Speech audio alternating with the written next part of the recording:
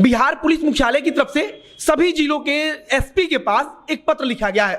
पत्र में कहा गया है कि 11 साल पहले जिस भर्ती के लिए विज्ञापन निकाला गया था उसके लिए अब इनरोलमेंट तैयार की जाए। अब आप सोचिए कि 11 साल पहले बिहार की पुलिस विभाग में होमगार्ड की भर्ती निकाली जाती है, मतलब कि 2011 में भर्ती निकाली गई और अब 2021 में उस पर चर्चा हो रही है कि इस भर्ती प्रक्रिया को आगे बढ़ाई जाएगी। मतलब कि 21 साल की उम्र में जिस लड़के ने, जिस अभ्यर्थी ने वहां पर आवेदन किया होगा उसकी उम्र इस समय 31 साल हो गई होगी। अब नमस्कार, मेरा नाम है मोहित कुमार सिंह और आप जनता जंक्शन देख रहे हैं।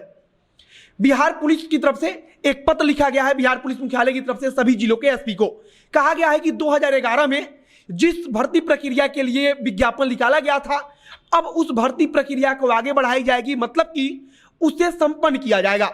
इसके लिए कहा गया है कि सभी जिलों के जो एसपी हैं, जो जिम्मेदार अधिकारी हैं, उनसे कहा गया है कि वे इनरोलमेंट तैयार करें। जो अभ्यर्थी थे उनके पास इसकी सूचना भेजी जाए। अब अलग अलग जिलों के एसपी इसके लिए तैयारी करेंगे और जो भर्ती प्रक्रिया है वो आगे बढ़ाई जाएगी। कहा जा रहा है कि फिजिकल टेस्ट होगा। होमगार्ड के पदों पर भर्ती के लिए 2011 में विज्ञापन निकाला गया था और अब उसकी फिजिकल टेस्ट ली जाएगी। मतलब कि 21 साल की उम्र में जिस अभ्यर्थी ने आवेदन दिया होगा उसकी उम्र अब 31 साल हो चुकी होगी। और आप सोच सकते हैं कि उस समय उस अभ्यर्थी की जो शारीरिक क्षमता होगी, जो दक्षता होगी, क्या वो अभी भी बरकरार होगी? क्या उस समय वो अभ्यर्थी जिस जोश के साथ अपना फिजिकल का एग्जाम दे सकता था वो अब दे सकता है?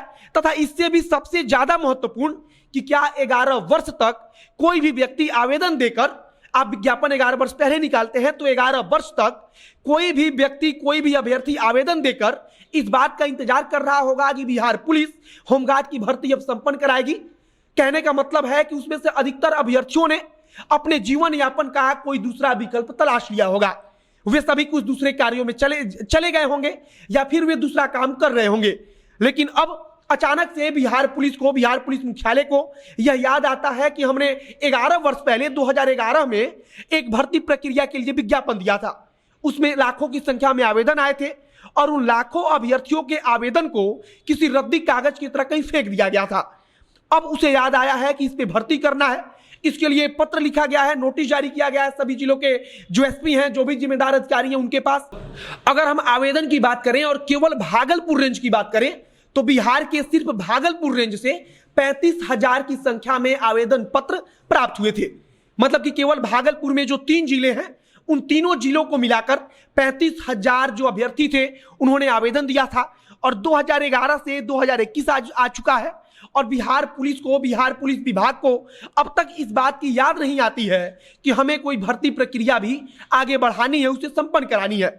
आज अचानक से याद आता है तो इसके लिए पत्र जारी किया जाता है, कहा जाता है कि तैयारी की जाए, शारीरिक परीक्षा ली जाएगी। 2011 में जिस अभ्यर्थियों ने आवेदन किया था अब वे शारीरिक परीक्षा देंगे, यह भी कहा जा रहा है। और इस बात की भी उम्मीद जताई जा रही है कि जितने अभ्यर्थियों ने आवेदन दिया था उसमें से बहुत कम अभ्यर्थी अब शारीरिक परीक्षा देने पहुंचेंगे, क्योंकि उनमें से ज्यादातर लोगों ने अपने जीवन यापन का कोई दूसरा तरीका अपना लिया होगा।